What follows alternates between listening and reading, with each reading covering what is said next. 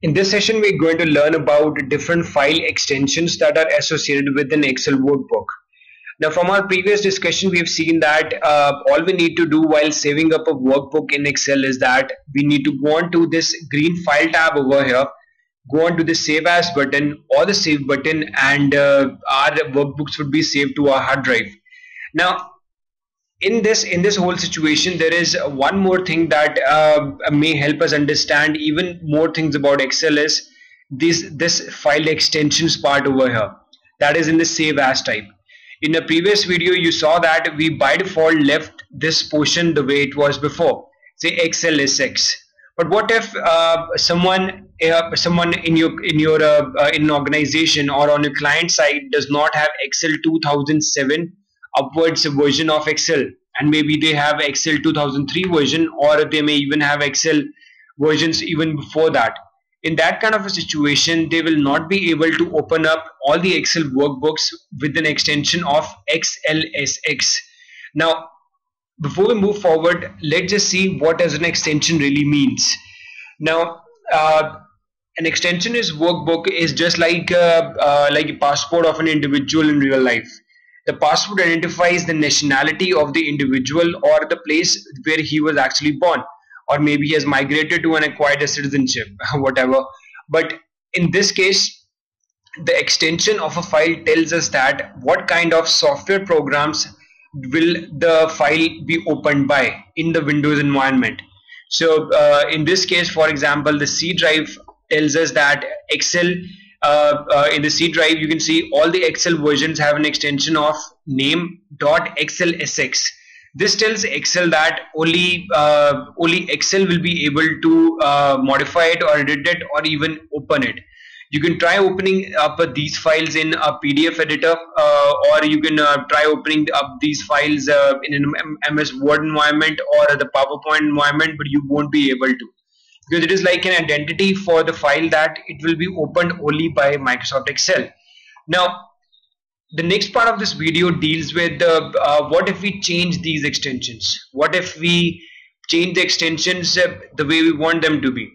So in this case, all we need to do is we need to click on this, and we will be presented with a whole lot of possibilities or ways in which we can save this workbook using different extensions.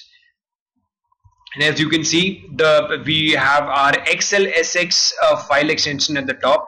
Then we have the XLSM file extension. It is specifically used for macro processing, and all those workbooks which will have macros stored in them will have this extension at the end. And there is this also, Excel 97 to 2003 workbook.xls. So what if somebody down your organization had a file of say this 2003 version of Excel? So that kind of a scenario, I have changed the file extension of .xls, and you can see now the name of the file would also be changed from XLSX extension to XLS only. Now this thing will appear after the name and the dot, of course, and saving on this file in the C drive would create up a new file called sample v2.xls. Now the way Excel behaves now, the way Windows is designed to be, any file that has been created for the preceding versions would also be opened in versions of Excel that came after it. So any file that was created for 2003 environment would also be openable in 2007, in 2010, or in 2013 versions of Excel. But the reverse is not true. So you can see this is one of the magics of the file extensions thing, and we can even go forward and look into more file extensions over here. We again need to go out to the save as tab, and there is still a whole lot of file extensions which can be used by the user. But most of these file extensions are for the advanced people who have a really involved knowledge of Excel and know what they're doing. But there's one file extension which is of pretty much help to us, and it is the PDF version.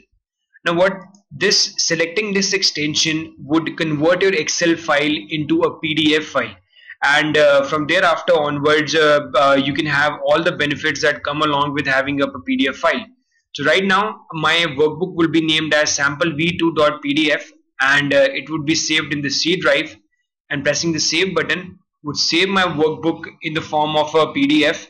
And there you go, my editor by default opened up the Excel file, and you can see it's a PDF version over here, and it lets you see all the contents of your Excel workbook in the form of a PDF. So this is all about the file extensions concept in Excel. Thank you for watching.